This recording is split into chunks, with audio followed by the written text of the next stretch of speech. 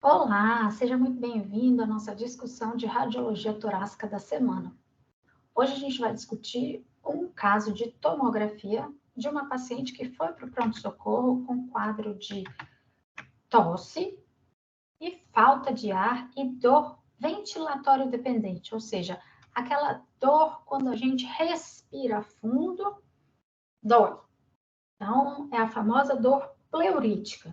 Como a pessoa tinha uma tosse que era seca, era pouco produtiva, e falou que o evento era razoavelmente agudo, foi pedido uma tomografia na suspeita de embolia pulmonar. Então, foi pedido uma tomografia com contraste, uma angiotomografia pulmonar.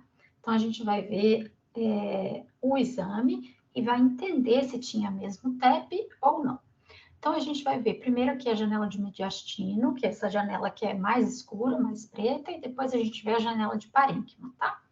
Então, lembra, tomografia de tórax não é tomografia de pulmão, ok? É tomografia de tórax, então a gente tem que ver tudo. Então, começando aqui a avaliação da nossa imagem, a gente vê aqui, né, a traqueia, a gente vê a tireoide, que fica mais brilhosa, porque tem contraste, a gente vê que tem contraste, porque os vasos aqui estão coradinhos, então o contraste é iodado, portanto, a tireoide, ela fica mais brilhosa dessa forma, tá bom? Então, a gente começa a ver aqui, né, os ossos, escápula, vértebra, tireoide, músculo, gordura. Então, a gente já tem uma ideia que essa pessoa tem pouca gordura, mas tem bastante músculo. Então, não é uma pessoa sarcopênica. Aqui a gente vê a saída das 3 artérias da crosta da aorta, ok? Aqui a gente vê que forma a aorta, crosta da aorta, traqueia. Todos esses pontinhos brancos aqui que estão brilhando são vasos, certo? Então, a gente sabe que é uma angiotomografia, então os vasos, né, as artérias, vão ficar tão brancas, mais brancas do que o osso, que tem cálcio. Então, o que a gente tem que ver numa angiotomografia de tórax? A gente tem que acompanhar os vasos para ver se não tem nenhuma falha de enchimento vascular, ou seja, se não tem nenhuma área que está vindo o vaso e de repente, puf, para de ir sangue para aquele vaso. Então, é uma tomografia que a gente passa para cima e para baixo várias vezes, tá bom? Então, vamos lá. Aqui a gente vê aqui a aorta, né? Crosta de aorta. Aí aqui a gente vai ver a artéria pulmonar, que é onde a gente vai procurar se tem embolia, né? Porque vai do ventrículo direito até a artéria pulmonar. É aqui a gente vê bem bonitinho, que tem artéria pulmonar, tronco de artéria pulmonar direita, artéria pulmonar esquerda. Então, a aorta ascendente, a aorta descendente. Aqui já teve, né, a bifurcação da carina em broncofonte direito e broncofonte esquerdo. Aí, como eu olho angiotomografia? Eu tenho que olhar a partir aqui da minha artéria pulmonar, eu tenho que ver os vasos que vão saindo dela e seguindo para cima e para baixo, para ver se não tem nenhum stop de perfusão. Então, ó, aqui eu vou vendo, ele se bifurca, chega até a periferia, vai se dividindo. Esse aqui também. Ó, aqui você vê que não é falha de enchimento, é na verdade um artefato, porque o vaso está, né, ficando mais fino e se separando. Aí eu vou ver aqui para lobo superior, ó, consigo ver, tem vaso, está se ramificando, vejo que vai ficando periférico, tudo ok, sem nenhuma falha de enchimento. Perceba, a tendência é o calibre dos meus vasos irem diminuindo conforme vão chegando à periferia. E eu tenho que ver vasos em todo o meu parênquima pulmonar distribuído de forma homogênea. Então, aqui do lado direito, eu não tenho nenhuma falha de enchimento. Olha essa imagem, que bonita. A gente tem aqui as câmaras cardíacas, então, átrio direito, ventrículo direito, átrio esquerdo, ventrículo esquerdo. Perceba como o ventrículo esquerdo, ele é forte, musculoso, calibroso, e o ventrículo direito é bem fininho, é essa tripinha fina. Por isso que, quando você tem embolia pulmonar, o ventrículo direito tem que fazer muito esforço para conseguir bombear o sangue. E ele não tem músculo para fazer isso. Então, ele acaba sofrendo. E aí, ele pode entrar em falência. Aqui a gente vê que o ventrículo direito está do tamanho normal, o septo cardíaco está abaulado para dentro do ventrículo direito, que é o que é normal. Então, isso fala contra você ter uma sobrecarga aguda de ventrículo direito. Outra coisa que fala contra é o tamanho da artéria pulmonar, que está normal. Então, a gente não vê dilatação de tronco de artéria pulmonar. Mas vamos procurar aqui se no parênquima pulmonar à esquerda eu tenho alguma falha de enchimento. Então, tá aqui, né? Minha artéria pulmonar, ramo esquerda, eu vou subindo, vou vendo bifurcar, bifurca, bifurca, então nada aqui para lobo superior. Aí aqui ela vai bifurcar, nada para língula. Aqui vem para lobo inferior. Ó, aqui eu percebo que tem uma alteração, tá vendo? Que aqui eu tenho no parênquima pulmonar, né, que eu não vejo, mas não tem nada fazendo uma interface entre o osso e o parênquima. E aqui eu vejo que tem isso aqui. Isso aqui é um líquido, isso aqui é derrame pleural, tá bom? Então, veja, eu percebo que eu tenho derrame pleural e aqui a minha pleura vai ficando espessa.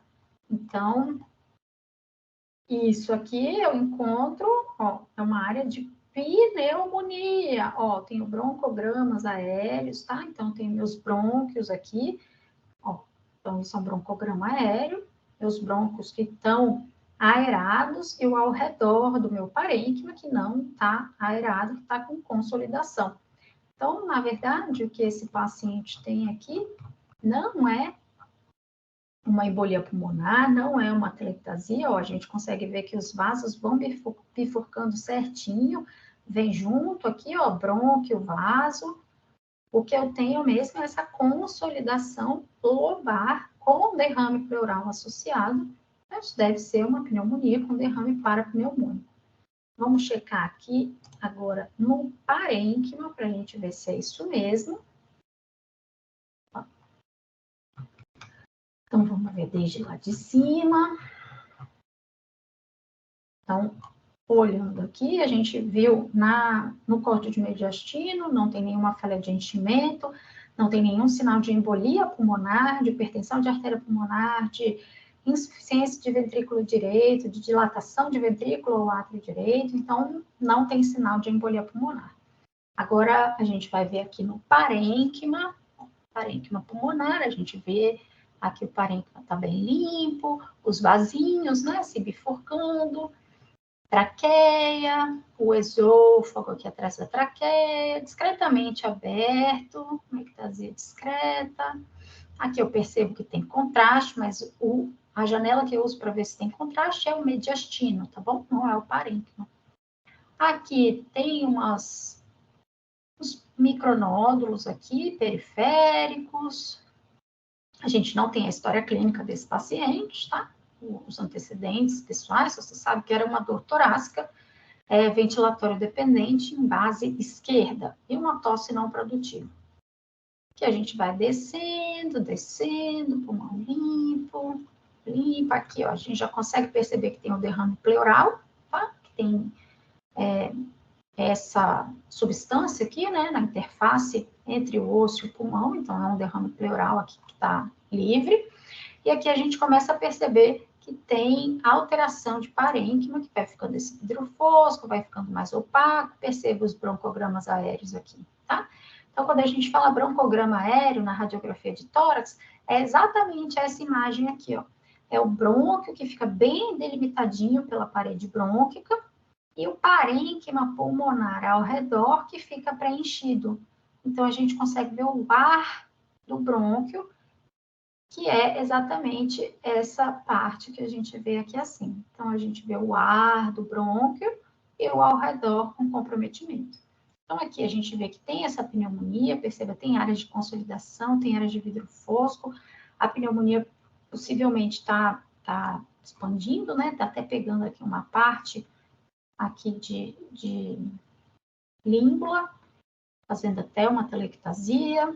Então, a gente vê que isso aqui, na verdade, é uma pneumonia lobar inferior esquerda, retrocardíaca, certo? Justa diafragmática, com derrame pleural associado, que deve ser um derrame parapneumônico.